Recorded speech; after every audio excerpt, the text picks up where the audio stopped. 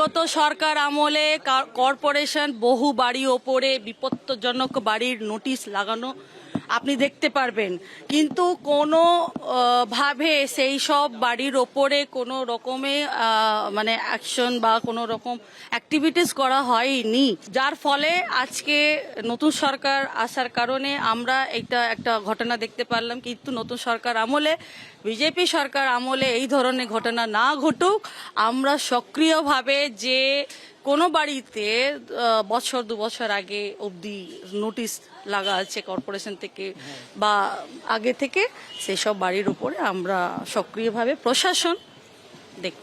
বিগত সরকারের কোনো মানসিকতা ছিল না মানুষের প্রাণ বাঁচানো, যেই হারে রাজ্যটাকে ধ্বংস করেছে টিএমসি তোলামূল, সেইখান থেকে বার করতে আমাদেরকে অনেকটা সংঘর্ষ করতে হচ্ছে।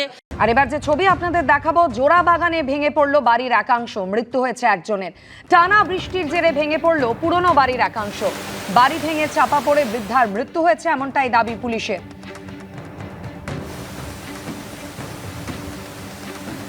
অভিজিৎ দত্তকে বলবো সেই ছবি দেখাতে। জোড়াবাগান থানার পুলিশের পাশাপাশি এনডিআরএফ এর টিম এবং কলকাতা পুলিশের অন্যান্য থানার পুলিশ কর্মীরাও কিন্তু এখানে এসে পৌঁছেছেন।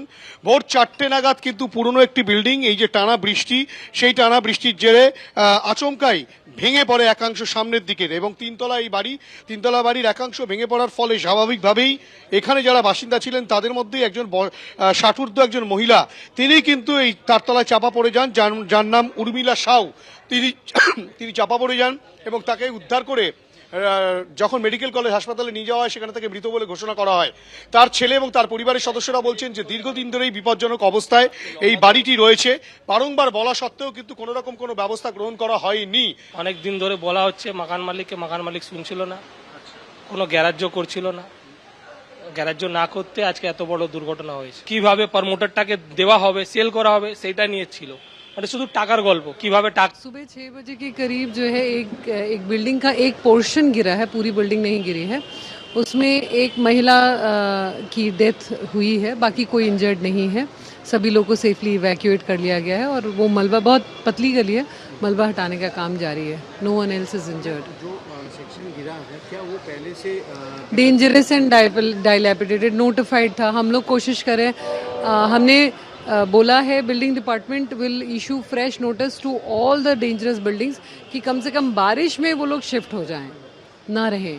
मेरा निवेदन है कि बारिश के माहौल में इस समय बहुत ज़्यादा बारिश हो रही, किसी एरिया में 100 मिलीमीटर से भी अधिक हो रही है, तो मेरा अनुरोध है कि आप लोग अपनी जान की सुरक्षा को ध्यान में रखते हुए एटलीस्ट जब तक बारिश है तब तक आप उन जगहों से हट जाएं। বিগত সরকার আমলে কর্পোরেশন বহু বাড়ি ওপরে বিপজ্জনক বাড়ির নোটিশ লাগানো আপনি দেখতে পারবেন, কিন্তু কোনো ভাবে সেই সব বাড়ির ওপরে কোনো রকমে মানে অ্যাকশন বা কোনো রকম অ্যাক্টিভিটিস করা হয়নি, যার ফলে আজকে নতুন সরকার আসার কারণে আমরা একটা ঘটনা দেখতে পারলাম। কিন্তু নতুন সরকার আমলে, বিজেপি সরকার আমলে এই ধরনের ঘটনা না ঘটুক, আমরা সক্রিয়ভাবে যে কোনো বাড়িতে বছর 2 বছর আগে অবধি নোটিশ লাগা আছে কর্পোরেশন থেকে বা আগে থেকে, সেই সব বাড়ির উপরে আমরা